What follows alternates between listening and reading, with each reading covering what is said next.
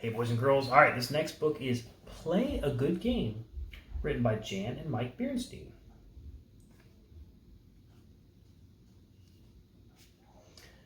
Brother and sister bear love all kinds of sports. They play one sport or another all year round. But in the fall, when the leaves turn color and the first frosty nip was in the air, the thoughts of brother and sister turned to soccer. They dusted off their old soccer ball and headed out for the field. Their team was called the Rockets, and they did rocket around the field. They weren't the best team in the league, but they were pretty good. Their coach was none other than brother and sister's own Papa Bear. He didn't really know that much about soccer, but he tried hard, and he was very good at cheering them on. Brother and sister tried hard too. The best player on the team were the Berenstain twins, Bram and Bam. But brother and sister, they had their strong points. Sister was a skillful header. She could bop brother's kicks right into the net with her head. Brother was a left-footed kicker. He was given the job of corner kicks from the right side. He was great at bending the ball towards the goal. "My head is like a rock," she said, rapping the top of her head with her knuckles. "It sure is," agreed brother. "Hey," said sister. Brother and sister didn't worry too much about winning. It was just fun to go out there and play. "Remember, team," Papa always told them, "it's not whether you win or lose that counts, but how you play the game." There was one team, though, that didn't feel the same way, the Steamrollers. Their best players were Too Tall Grizzlies and his gang. They were the schoolyard bullies of Bear Country, and they were big and tough and strong. They weren't very good at soccer, but that didn't matter. If you got in their way, they would run right over you. Their coach was Too Tall's dad, 2-Ton Grizzly. He was just as rough and tough as his son, only a lot bigger. He said, "It isn't how you play the game that counts, but whether you win or lose." The Rockets' first game of the season was against the Steamrollers. Brother and sister were definitely not looking forward to it. "Don't worry," Coach Papa said. "Just play your best, and you'll do fine." The players' families were in the stands to see the first game. Mama Bear was there with Honey Bear, of course. Grizzly Gramps and Gram were there. Gramps was already whistling and cheering and stamping his feet. "Come on, Rockets," he yelled, putting his 2 fingers to his mouth. He blew a whistle that he could have heard all over Bear Country. "Now, Gramps," said Gram, "please control yourself." "Aw, shucks," he said. "Making a big fuss at a ball game is half the fun of rooting for your team. It's all in good fun." Brother and sister were surprised to see that their Sunday school teacher, Mrs. Ursula, was in the stands.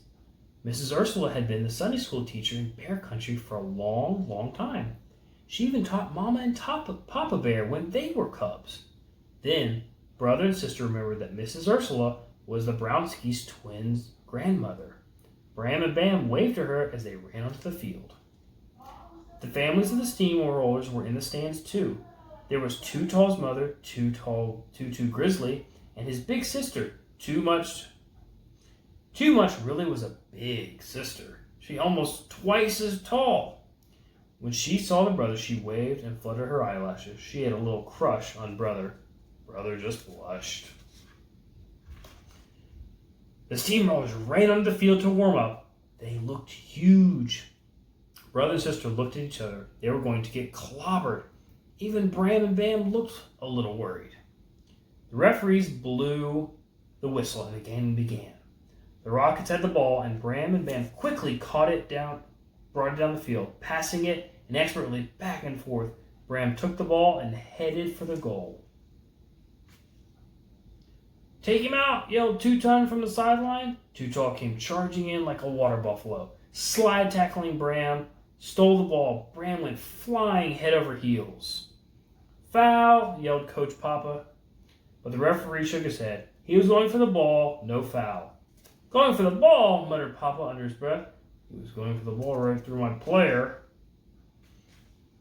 Too Tall and his gang hustled the ball down the field and quickly scored a goal. "How do you like that one, Shorty?" Too Tall sneered at Bram as he trotted off the field. "That's enough of that," said the referee. Play soccer.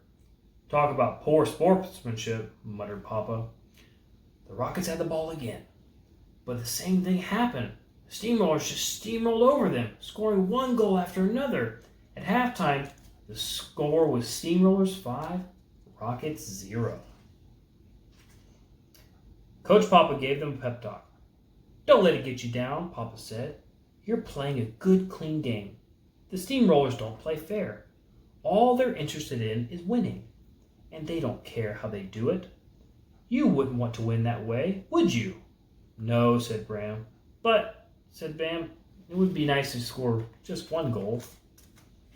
I know how, said Brother, getting an idea. Let's set up a corner kick. Yeah, said Sister. They don't know that the brother kicks left-footed.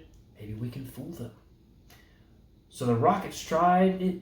The next time they had the ball, Bam kicked it off Too Tall's leg on purpose, and it went out of bounds. That set up a corner kick.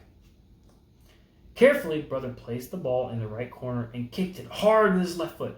The ball curved beautifully. Sister was right there. She leaped straight up, tipped her head, and popped the ball right into the goal. The score was now 5-1. But as Sister came down, Too Tall charged her. He plowed into her and knocked her flat. Sister saw stars circling around her head and heard little birds chirping. What happened? She said.